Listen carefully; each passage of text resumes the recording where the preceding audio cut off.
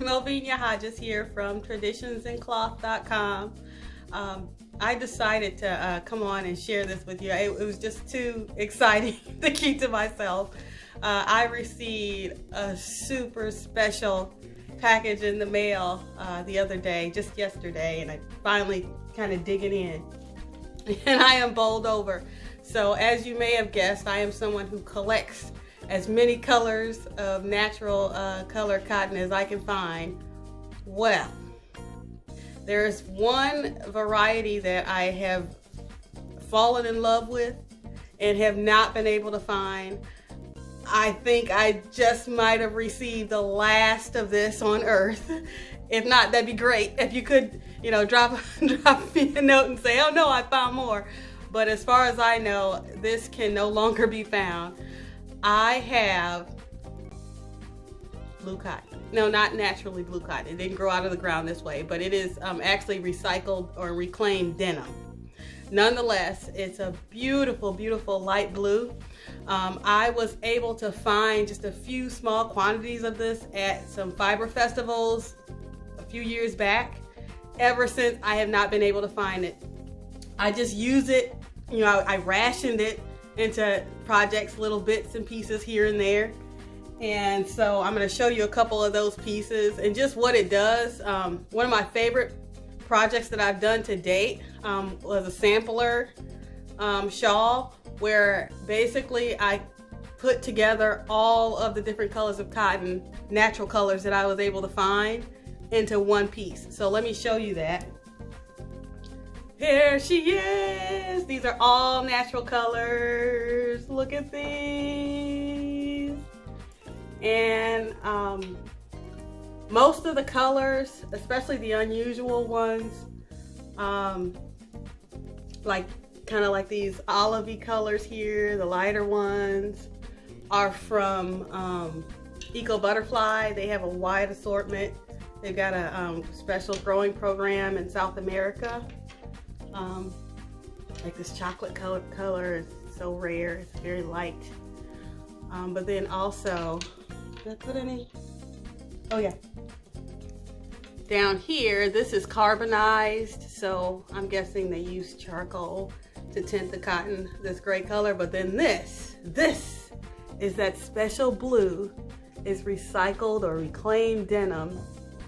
And it's very short staple and not the easiest to spin, but man, isn't that beautiful with all the other colors? So I got this in the mail. I just got this in the mail. A fellow enthusiast and enabling wonderful friend sent this to me. And I was telling her I used up my last little smidgen of it. I did this shirt. And you can see I did it, it's just kind of in here. You can see that light blue. I don't know, my lighting's bad. It's gonna be dark here in a few minutes. Literally, like 6:30, it's gonna be dark here in Indiana, but hopefully you can see that blue. But this was the last smidgen in this shawl here of the light blue. In fact, you can tell I was so down to the end of my stash of it that I plied it with white to try to make it go further. This shawl, if you like the pattern, is actually a simple shawl recipe. I call it the Chameleon. It was published by Spindle on the website. But you can make this in a million gazillion different variations by varying the amount of eyelet rows or plain stockinette sections in it. But perfect way to use your hand spun, because you don't have to worry about gauge and you can just pretty much knit till you're gone. You really can't see that blue. But anyhow, let me show you what you came here for. This, ta-da! Reclaimed blue jean fiber, yes. It says New World Textiles, Blue Sky, Reclaimed Denim, Organic Cotton. So I'm guessing the two are kind of carded together, because my guess is that they grind up the old blue jeans, and then they have to card it with something so that it's not just dryer lint. But let me pull some of this out, and hopefully you'll be able to see. Find the end. very short stapled. Look at that. What is that, a half inch? Look at that. That is very short stapled. So I am coming on here, first of all to share my excitement.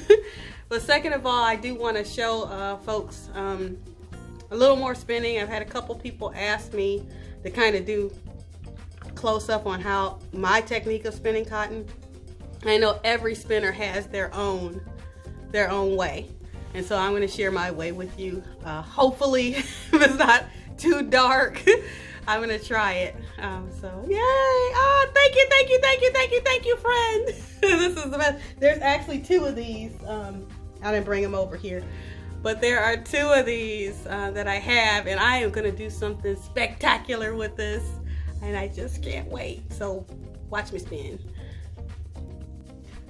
Hello people, Melvinia Hodges here. I am going to spin a little bit of my recycled denim cotton sliver here for you, using my way. And the reason why I'm all crouched down on the floor like this is 1, I want you to be able to see what I'm doing, and 2, this is where I spin.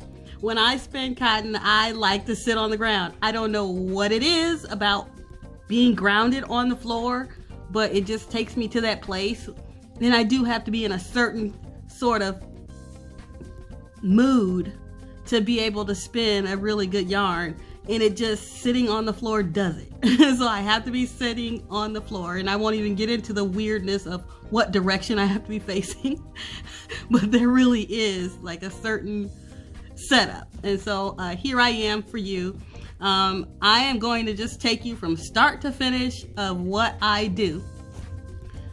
What do I use? Well, I am actually, I collect all kinds of fiber tools, and I have a wide assortment of spindles. However, as I have started to spin more cotton and projects worth of yarn, I now have favorites. And for favorites, believe it or not, my most humble tools are the best. I use simple clay beads and a pack of bamboo food skewers. That's what I use. I'll just get the bead and then I whittle the tip with an X-Acto knife so that it fits through the bead's hole. Sometimes I can get it to fit snugly. In this case, this one fits snugly. If not, what I do is I take a rubber band and I wrap the rubber band around my bamboo skewer, like so. Stick the bead on and then secure it like so. Okay, so this is my sophisticated cotton spinning tool. I have found, because I got some glass ones, some really cute glass ones. I got some larger clay beads, and then I got these small ones. With the way I spin, just my personal way I spin, I end up spinning way too much, too tight when I use a big bead, because I just get too much momentum. And the way I stop and draft, I just end up building more twist than I need, and my yarn gets harder than I need it to get. It's not a huge problem because I usually ply anyways. I like to knit and crochet a lot with my cotton, and then also even when I'm weaving, a fingering sized cotton yarn, it makes the perfect scarf for warmth. So if I don't want a very heavy scarf, or a very light scarf, and I want one that's going to give me a little bit of warmth, I do use that fingering weight, and that works well. So if you do feel like, hey man, this yarn came out way more tightly spun than I wanted, just ply it and you're going to have a beautiful knitting, crocheting, fluffy weaving yarn when you ply it. Let me show you a piece though real quick before we get started. And I'm sorry about this weird angle, but I got this thing set up to where I'm thinking you're going to be able to see, and I'm just going to leave it like this. But this is actually a scarf that I wove from singles. And I want you to just see the hand of it, because, and if I can find the picture of the singles and how tightly spun they were, I will insert it. But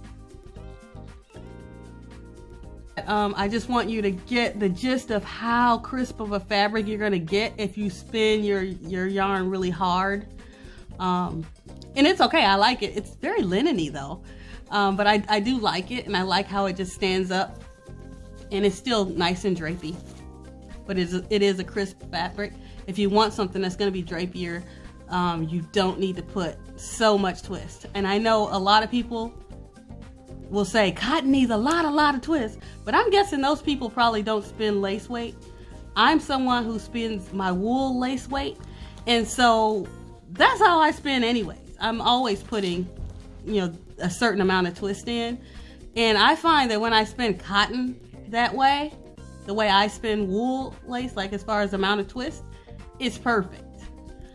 When I go all crazy and spend a whole lot of twist in it, then it's gonna be super hard yarn, and that's not bad. I mean, it's great for like if you're doing like doilies or anything that you would use the crochet cotton for, where you want it to be super spun tight. That's gonna be fine. But yeah, so this is what the singles look like, and I will try to find that what it looked like before I starched the yarn, and it showed all the twists. But anyhow, let's get to spinning. So I've already showed you how I create my sophisticated tool. If I am,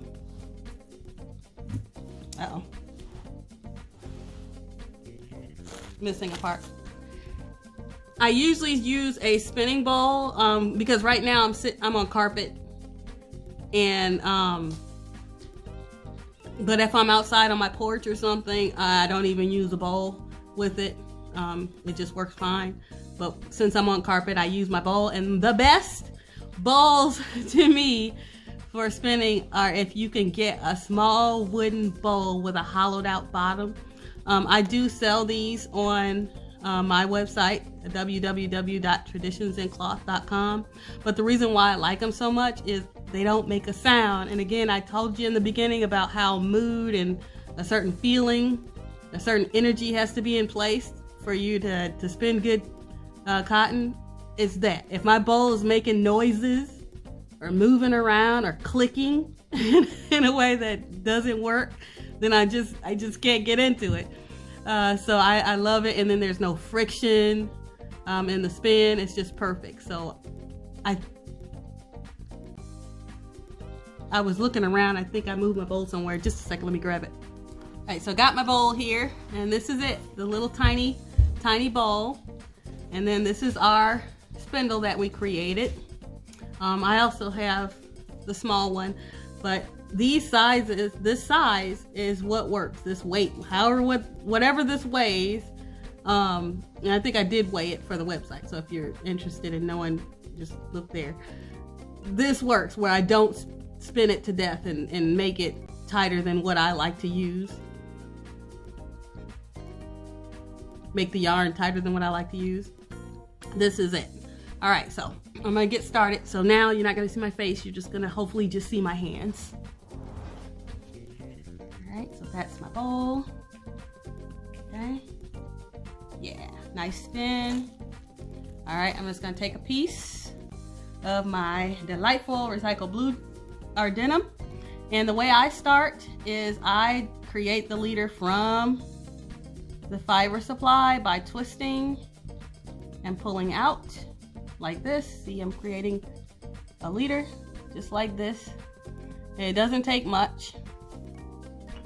And then I just take the tip of my skewer and wrap it. I just wrapped it maybe 2 times. That's all I got. And then now I'm going to start introducing twist.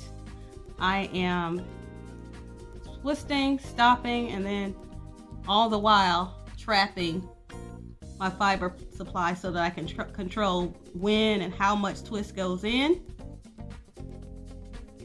And I only pull back when I feel like I've got enough twist for it to hold together. And there's no easy way to teach you this. This is something that really has to be practiced to create that coordination. I can tell you everything in the world about how to spin cotton, but in order to develop the skill, I can give you the knowledge, right? I can give you all the information, but in order to have the skill, you've got to practice. Your body's got to learn how to coordinate. Okay? And you can't see, maybe if I move further back, you can see what's happening. But there's like a trap. So I twist a little bit, I stop the twist with this hand, and then I gently move my hand back to allow that twist to travel. And then once I'm running out of twist and I can feel that the fiber's starting to fall apart, then I give a flick again, stop it, and then pull back on my fiber supply. And I'm just constantly doing that. And then you're gonna find that, once you get back so far, you need to wind on. Now, I don't wind all the way on. I create what's called a temporary cop. So towards the top of my spindle, and this is why I like to have skewers. If you're using a Tockley, especially the variety that has a short shaft, you're not gonna have a whole lot of space for your temporary cop. And that's gonna slow you down. The fastest way to spin is to create a temporary cop and then keep going. Once you get enough yarn built up on that temporary cop, then you can take it off and wind your permanent cop. And I probably need to move backwards some, but I really hope you can see it. At least watch my hands to see what's happening. So I'm flicking. Once I get a little twist built up, I trap it with my flicking finger, and the spindle is just cradled in my hand. If it were a heavier one, it would keep on spinning and keep giving me more twist that I don't need. But I like this light one because it only spins a little bit and then stops. But I got the twist trapped. Now I can start pulling back on my fiber supply. And once I start running out, and you'll know you're running out of twist when your fiber supply starts to get thin. See that? Oh, time for more twist. It's getting thin. So then I'm gonna twist. And this is gonna happen, especially if you're new. You're gonna lose your lead altogether, but that's okay. What I usually do, I don't even take the time to sort it out. I just flip it over. So there's the side that broke off right here. I just flip that over, and now I got a fresh, loose bit of fiber to spin from. And I just lay it on top of my existing yarn and then start twisting. And then those fibers will grab onto each other, and then you can keep going. Okay, so let me just keep spinning so you can kind of see the seamless part of the process. I'm just adding my new yarn to my temporary cup, cradling that spindle in my bowl. Okay, so you can see my temporary cup is building. And you would think it would take forever to spin cotton this way, but it doesn't. I mean, I could spin, ounce after ounce. I usually fill about a quarter ounce onto a spindle shaft. And the cool thing about using a pack of bamboo skewers, you got a lot of them, and you don't have to wind your yarn off. You just leave it on here. This acts as a lazy Kate. So you leave your yarn on here, take your bead off, stick it on another bamboo skewer, and keep on spinning. And then when you're ready to ply them, you basically just, wind them, pull the threads off like a lazy Kate. So this is all you need. This is perfect for production spinning. Our ancestors had it just right. If you want to spin a lot of cotton yarn with as little fuss as possible, and you want your setup to be super portable and inexpensive, this is the way to go. And I wish you could see this. Maybe if I turn this way. Okay. see that? Okay, because then you can see the inside of my hand. Nope, you can't. Ah.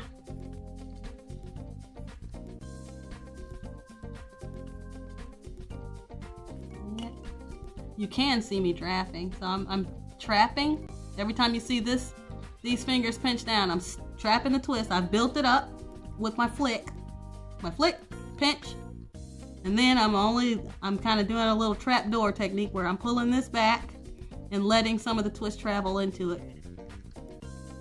And I think that's the biggest difference between spinning cotton and spinning wool is with wool, a lot of people feed their wool forward. Well, if you try to do that with cotton, it's so short, you're gonna just break your thread. You're not gonna be able to spin.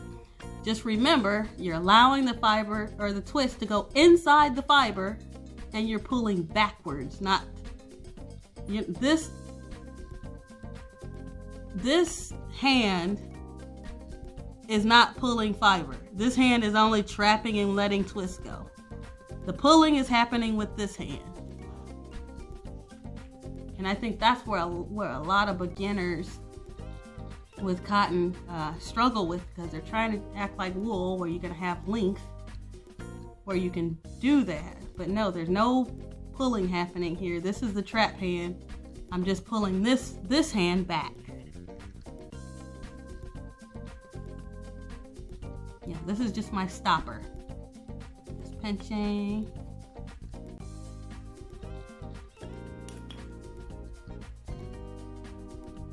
Like this. And I see a slub here. And that's the cool thing about hands or spindle spinning too, is you can get super picky about your yarn, and I do. I'll pick out little imperfections, but yeah, I'm just gonna unwind this a little bit and smooth out that slub. And it's really easy to do. So I almost think that the yarn that I spin this way is better than the yarn that I spin on my wheel, because with my wheel, probably a lot of imperfections get swept up into the orifice before I even notice it. Whereas when I'm spindle spinning, I am fussing over every little inch of that yarn. And so it is getting the quality control inspection like nobody's business. So if you spin this way, regardless of how short, and I showed you how short this staple length is, it doesn't matter, because you're not pulling fabric out, you're pulling back. Your twist is going inside your fiber. This hand is trapping twist, and you're pulling backwards. Only pull back as far as your fiber will let you. And you will know if you're pulling back too far too fast, because your yarn will separate. And it's okay if your yarn separates. I'm gonna just do it now. Yep, oh no, it came apart. What you're gonna do is you can take your broken piece off, especially if it was spun tight. Just take it off and flip it over so you have a fluffy end. And lay it on top. And start spinning again. That doesn't have enough twists, but that's all right. Yeah, you just lay it on top. And so I flip my fiber supply over often because I don't like to loosen up my ends. I just like to work them in by laying them on top, and then just keep spinning. So I'm just gonna keep going here. And I know this is getting longer, and that's okay. I mean, that's why we record, because you can start and stop. Hopefully you are getting your Tockley or your bead spindle out. And, you know, or crocheting, knitting, whatever you like to do. Because that's what I do. I turn on my crafty videos while I'm crafting. Because there's like a certain mood that gets transferred. So yeah, just gonna keep going. It does not take much. The cool thing is I'm actually not in my house by myself. My little sweetie pie is sitting over here, and he's being so kind, letting Auntie spin her cotton, because we're often sitting next to each other while I'm working. And it's kind of a zen moment for both of us. Maybe he's watching, or we're just enjoying each other's company. Yep, see me fussing over slubs, but yeah, it's been a perfect yarn. I'm going to show you in just a second how I wind the cop, but I do want to get all this whole little smidgen on here. And again, I usually get about 1/4 ounce on, but that doesn't worry me at all because again, I don't have to keep stopping and winding off. I just pick up another skewer from my pack and switch my bead over. So I can just store up a bunch of these and ply them all at the same time without all that extra work of winding off your spindles all the time. That would drive me nuts. And just, you know, note how fast you can spin when you use that temporary cop, because it takes a lot of time. If you were to just wind a super neat cop at the bottom of your spindle all the while you're spinning, it's going to take you longer. Whereas it's a seamless movement if you just wind a temporary cop. You're going to take that off anyway, so it don't matter if it's sloppy. That's okay. You're going to take it off anyways. You're just storing up that yarn till you're ready to baby it. Okay, I'm almost done. Down to my last smidgen. And see, I have not lost any fiber because whenever my yarn broke, I just flipped it over and put it back into my fiber supply, and it got twisted in with the rest just fine. And I'm still getting a nice smooth yarn. All right, so that's it. So now I'm gonna go ahead and wind off, and I do that in a figure 8. I'm holding the leftover little bit. That's my leader for my next tuft of yarn. And I'm just gonna wind a figure 8 between my pointer finger and thumb like this. And I'm gently holding or supporting my spindle in my hand, and I'm just gonna keep winding off, winding off. I really love this part because I'm like, oh, look at all this yarn, look at all this yarn. Okay, and I'm almost to the end. And when I get down to the last little smidgens, I just push it down to the bottom like that. Let me see if I can show you the yarn. Ooh, look at that, look at that. Oh, I didn't show you checking the twist, but this is how much twist. See? So it's not over twisted. That's how I know this spindle weight is perfect for me, because I'm not twisting it to death. And I have when I use my thick ones. But this, I don't have to think about it. I just automatically knows to stop spinning, so I don't get a hard yarn.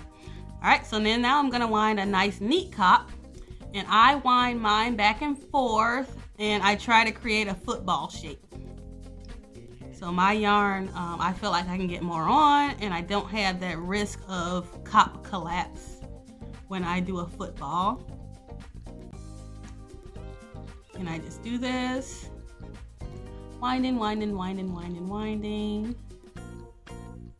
on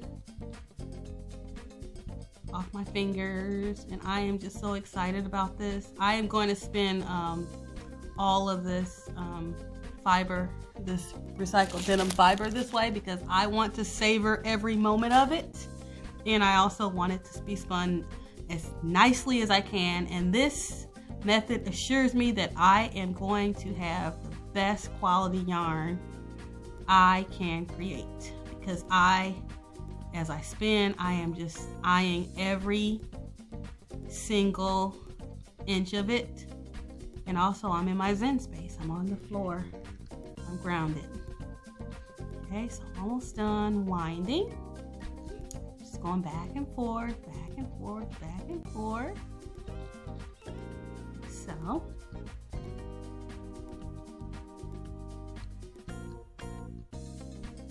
and there you have it. All right, so if you have any questions, feel free to ask. I really hope through this, more people will decide to give cotton a try. Also, more people will show colored cotton some love. It's truly a beautiful, beautiful, beautiful fiber. And Just a special thanks to my special friend for sending me this. You are my hero today. But yeah, spin some cotton.